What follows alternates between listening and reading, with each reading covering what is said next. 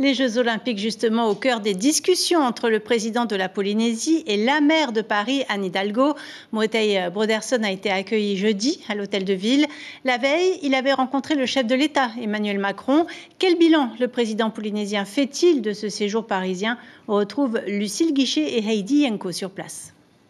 Oui, Cybèle, la semaine parisienne du président Moetai Broderson s'achève avec une série de rencontres dans différents ministères et avec le président de la République mercredi après-midi. Moetai Broderson, bonsoir. Alors après la Corée du Sud et maintenant les ministres et le président de la République, quel chemin va prendre l'avenir institutionnel de la Polynésie? Alors, un chemin serein, j'en ai discuté longuement avec le président. Il y a des changements qui vont intervenir dans, je pense, la position de la France sur le sujet. Le président s'est montré ouvert à la discussion et au débat. On a discuté à la fois des deux voies, c'est-à-dire la voie du débat institutionnel qui va s'instaurer bientôt au départ pour la Nouvelle-Calédonie, mais dans lequel l'ensemble des Outre-mer va venir un peu s'insérer, y compris la Polynésie. Nous avons deux points essentiels, je dirais, dans ce débat institutionnel, c'est celui de la citoyenneté et également une volonté d'élargir les possibilités de nos relations internationales dans notre bassin régional, c'est-à-dire de pouvoir, au moins au plan commercial, pouvoir faire ces négociations internationales dans notre bassin. Ça, ce seront, je pense, les deux points sur ce débat institutionnel.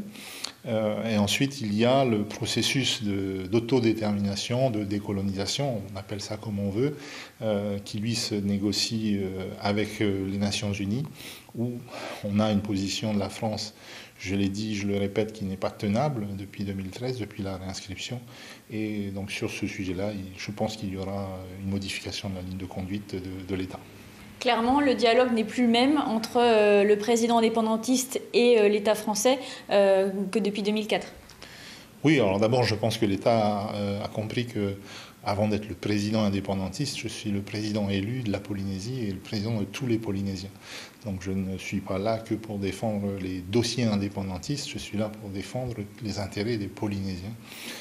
Ensuite, les hommes ont changé de part et d'autre par rapport à 2004. La situation est différente et il faut s'en féliciter.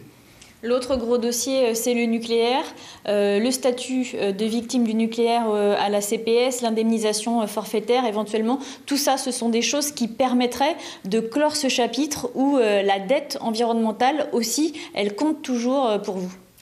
La dette environnementale, pour moi, elle est toujours là. J'ai toujours cette inquiétude que j'avais exprimée dans un courrier au président de la République à l'époque en tant que député et que j'avais remis dans ma proposition de loi, à savoir cette nécessité de retirer les déchets qui sont encore aujourd'hui présents à Moruroa. Je sais que c'est une gageure technique, mais je pense que c'est justement un pari intéressant pour la France que de se positionner comme acteur industriel capable de faire ce type de dépollution, parce qu'il y a d'autres sites dans le monde, d'anciens sites d'expérimentation qui seront confrontés au même problème, et actuellement il n'y a pas de leader au plan mondial sur ces technologies-là. Donc je pense que c'est une opération win-win et je continuerai de faire du lobbying dans ce sens au plus haut de l'État. Merci Moetai Broderson d'avoir répondu à nos questions. Voilà, Cybèle Pichard, ce que l'on peut dire ce soir sur la fin de cette tournée parisienne du président Moetai Broderson, sa première tournée en tant que président de la Polynésie française. L'information en continu sur Polynésie la première, Internet et réseaux sociaux.